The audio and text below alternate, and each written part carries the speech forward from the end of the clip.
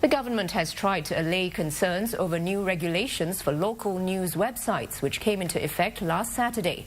Communications and Information Minister Yaacob Ibrahim says websites can continue as per normal, as they're subjected to the same content standards as before. The authorities say the new licensing regime will not limit public debate.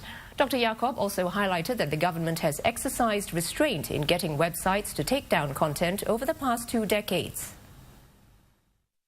Concern from the online community is that the new rules will stifle freedom of speech on the internet.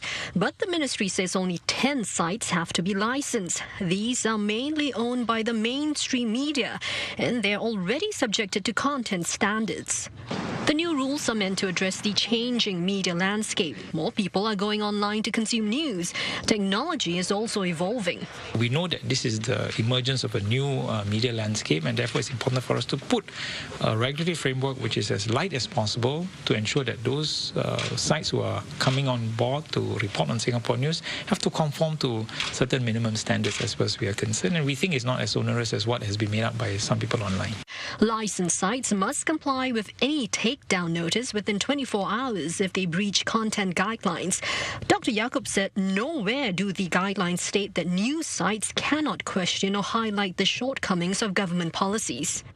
The new rules also do not apply to blog sites or online commentaries. Supposing you're a site where you are just giving your own commentary, on an issue that you're not comfortable with, you disagree with the government, you can still continue because you're not a news site, right? So the way we have done this is that we want to allow people to continue to do what they've been doing.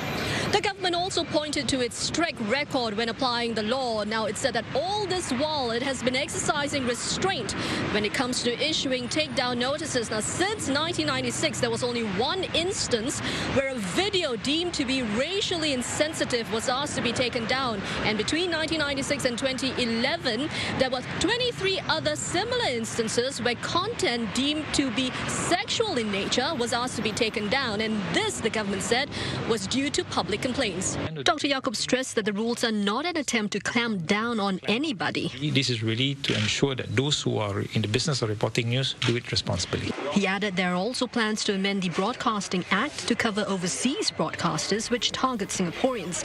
Industry players will be consulted on this.